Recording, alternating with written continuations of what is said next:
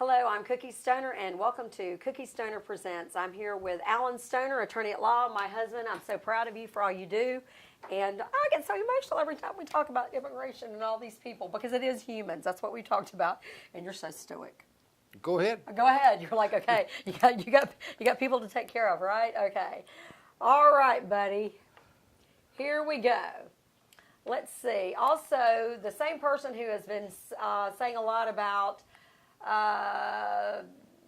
the immigration. Let me just pull this one out of here. I would like to make something perfectly clear. Not once have I said anyone should be thrown out of the country.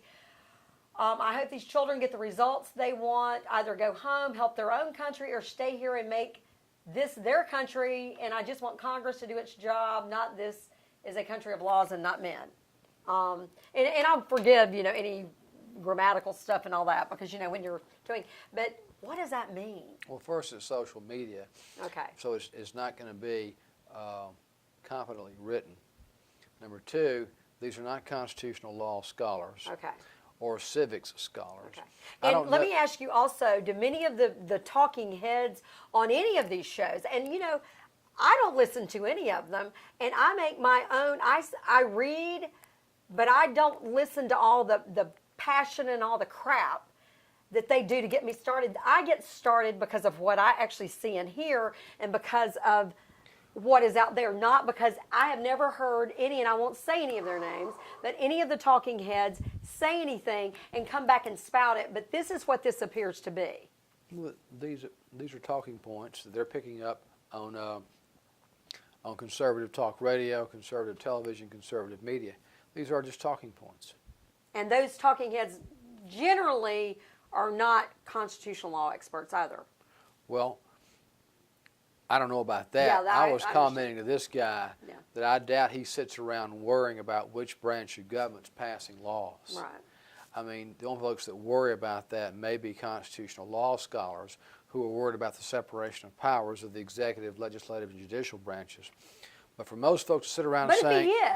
But if he is worried about it... Well, he's not. Okay. He's not sitting around wringing his hands worried about the fact that Congress did not pass this. He just happens to disagree with our current immigration laws. Mm-hmm. He disagrees with President Obama's DACA program. Mm-hmm.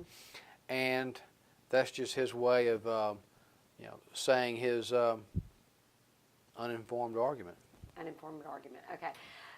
And there is a lot of that going on. And, I don't know if I've mentioned yet, I may have mentioned a little bit earlier, that I just made a post about DACA because in the last 24 hours, what we talked about, the 6 months that President Trump has said that will end, and people saying, well, they've got 6 months or they've had all this time. Number one, you've got, I don't even know the number, and I should have done the research of all the kids that fall into that category. But even for those who have been in the process of DACA, it was like almost a year. Correct. I mean, it was just a long term. Well, the process of applying for deferred action can take anywhere from 6 months to a year. Right. We've had some that are still pending, and it's been almost 8 or 9 months. And unfortunately, we get the work done, we get it out, you get it to immigration. Of course, I understand the argument is, well, you've got all these immigrants. Well, you do.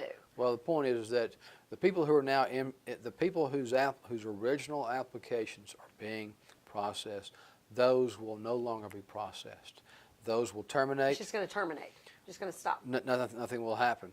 For those people who already have deferred action and who have filed an application to renew, those will be processed. So the folks who were applying for the first time... So the ones who had already had it and then they were just renewing, they'll be okay. Okay. For 6 more months. Right. But here's the thing, is in March of 2018, this process will end. And all these people will no longer have the protection of knowing that they won't be sought out and picked up by ICE. Okay, so let's stop right there.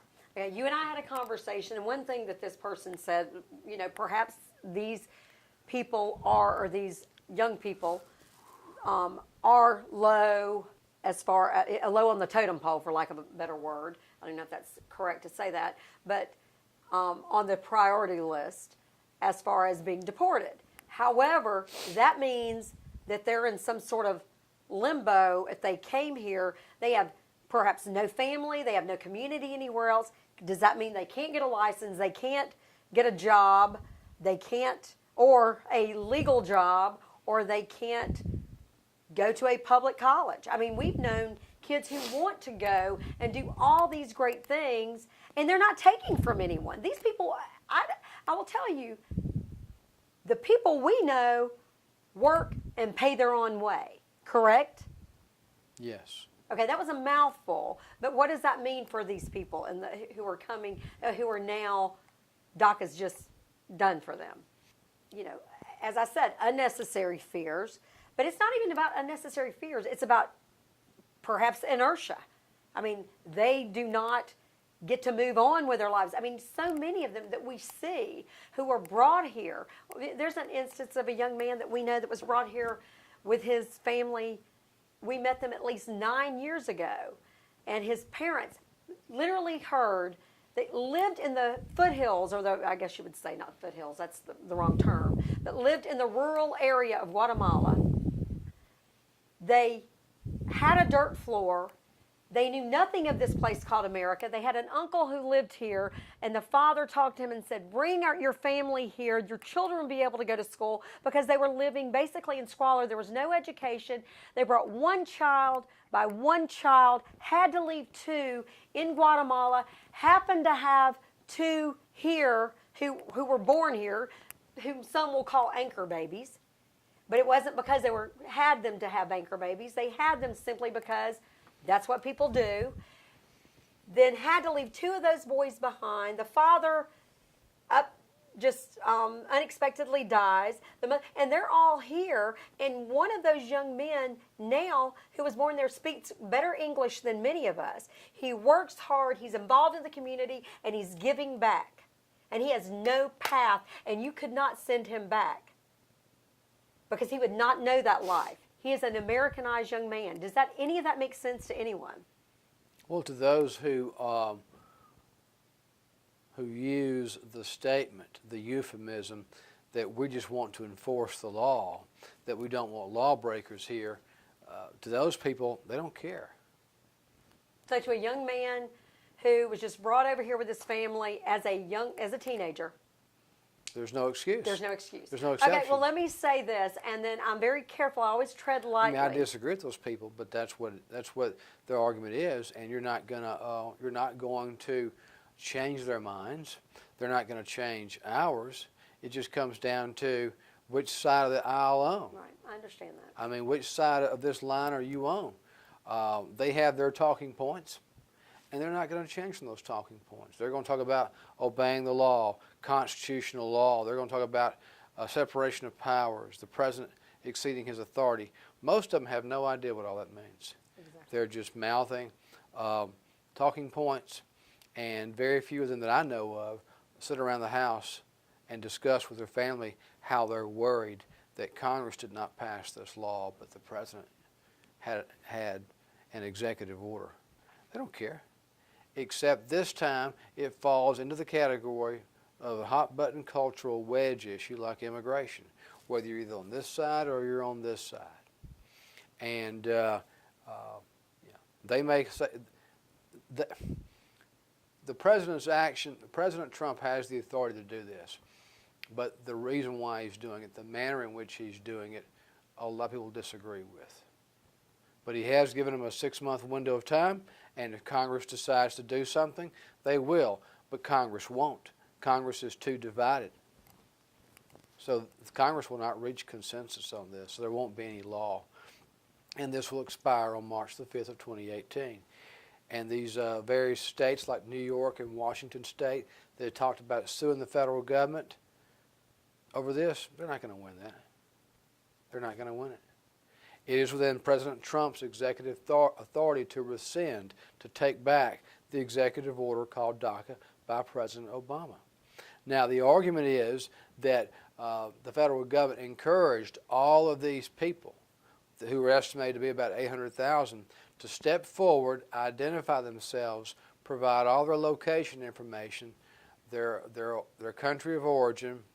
In other words, give the federal government an exact location of where they are and who they are, to accept these benefits that the federal government offered to them. And now the federal government is taking them away. And so there may be an argument there that the federal government can't entice somebody to take something, to take a benefit, and then take it away from them or use that against them. Ultimately, what people are worried about is will Immigration Customs Enforcement, ICE, use the information to go hunt down people? Do you think they will? Not in the near future, because politically the country doesn't want to go there. The country's not at that point yet. Okay, well, let's do this. Let's end up on that one, and then we're going to come back for one more segment and ask you a few more questions. Okay? Thank you.